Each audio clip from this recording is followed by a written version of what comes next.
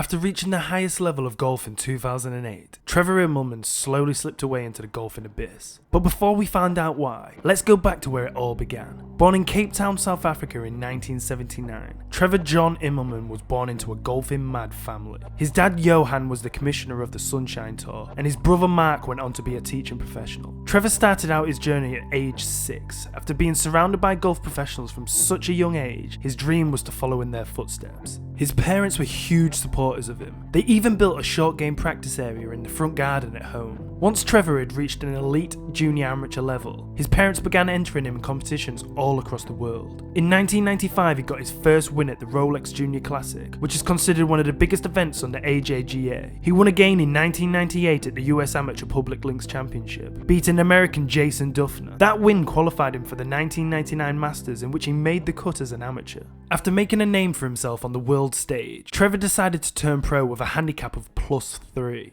He began playing on the Challenge Tour and the Sunshine Tour. A year after turning pro and into a new millennium, he already had his first win, beating a young Henrik Stenson on the Challenge Tour. Even more impressively, he beat fellow countryman Ernie Els on the Sunshine Tour in South Africa. He finished the season strongly with a top 10 on the Order of Merit on the Challenge Tour, which gave him his card for the 2001 European Tour season. He got his first win in 2003 in his home country at the South African Airways Open, again beating a fellow countryman in Tim Clark in a playoff. Continuing his run of form, weeks later he won again, competing on the Sunshine Tour at Dimensions Data Pro-Am. The same year he won the WGC World Cup, teaming up with Rory Sabatini, beating England's Paul Casey and Justin Rose. Things were just getting better for Trevor. He went into the 2004 season in great form. He'd just got married and was back in his home country defending his South African Airways Open title, becoming the second person ever to do so after his childhood hero Gary Player. Months later he beat defending champion Padraig Harrington at the Deutsche Bank Players Championship of Europe for his second European Tour win of the season.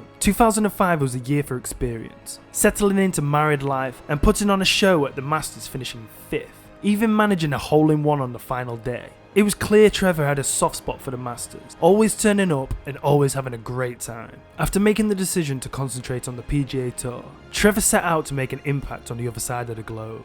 After a close second behind Jim Furyk at the Wachovia Championship in a playoff, he finally got his first win on tour at the 2006 Cialis Western Open, beating a prime Tiger Woods by 2 shots. After one win and 8 top 10s, Immelman was named Rookie of the Year on the PGA Tour and moved inside the world's top 15. After withdrawing from the 2006 Open Championship due to the birth of his first child, he then withdrew from the South African Airways Open due to the severe discomfort around his ribcage area and a problem breathing.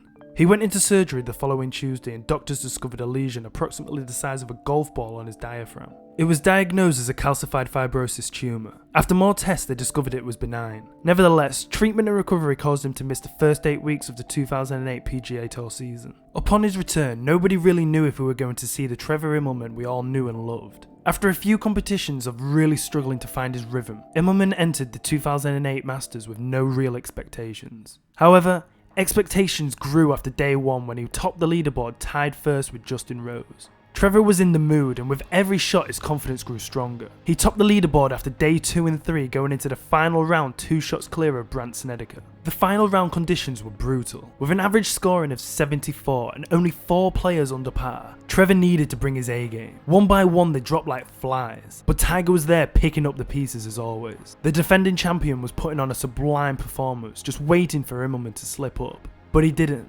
He stuck it out like a true champion.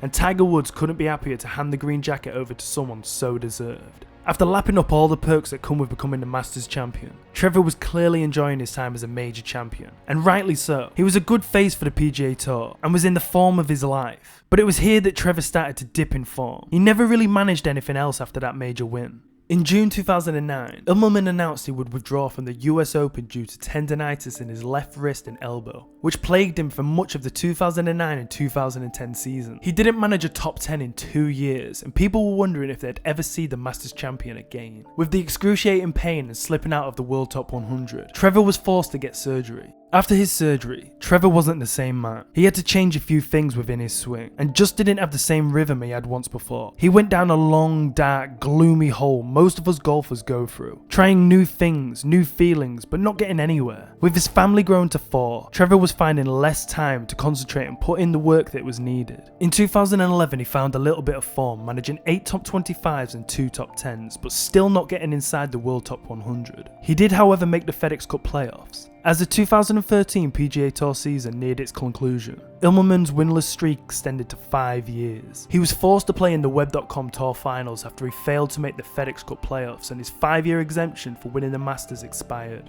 Remarkably, Immelman won the Hotel Fitness Championship, the first of 4 Web.com Tour Finals tournaments, and finished the finals in 6th place to regain his PGA Tour card for the 2014 season. With this little bit of hope and things finally starting to go his way, Trevor could look at this as the start of something new, a fresh start. He entered the season 473rd in the world, his worst ever ranking. Unfortunately, this wasn't the case for Immelman. He had another bad season with no top 10s, and failed to regain his card for the following season. He had now slipped down to 1,394th in the world, and really had to consider his future in the game of golf. He started to pick and choose which competitions between the PGA Tour and the European Tour he would play in, but with no success. By 2017, he had sank to a career low of 1,925th in the world.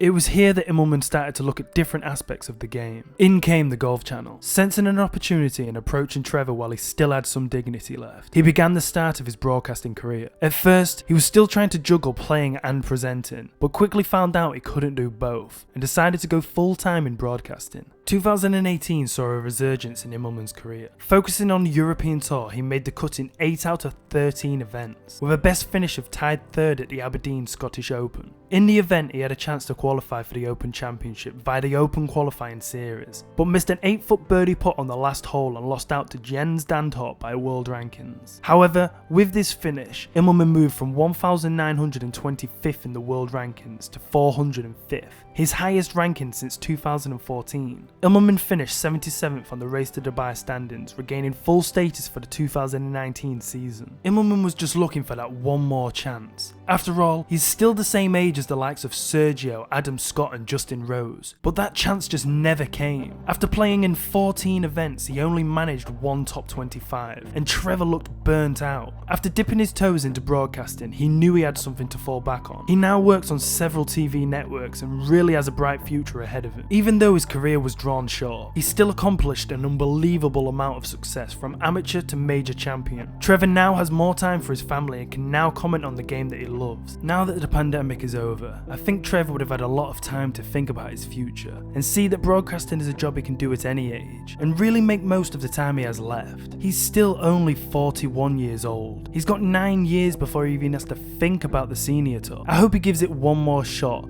and ends on a high note. And then there's the senior tour, which is growing in popularity, which I think he'd be very interested in. And then he has his presenting he can retire with when he's older and wiser about the game. But all of this depends on staying fit, and whether his body can handle another 9 years on tour. Either way, he seems to be happy, but by God, it would be fantastic to see him play again.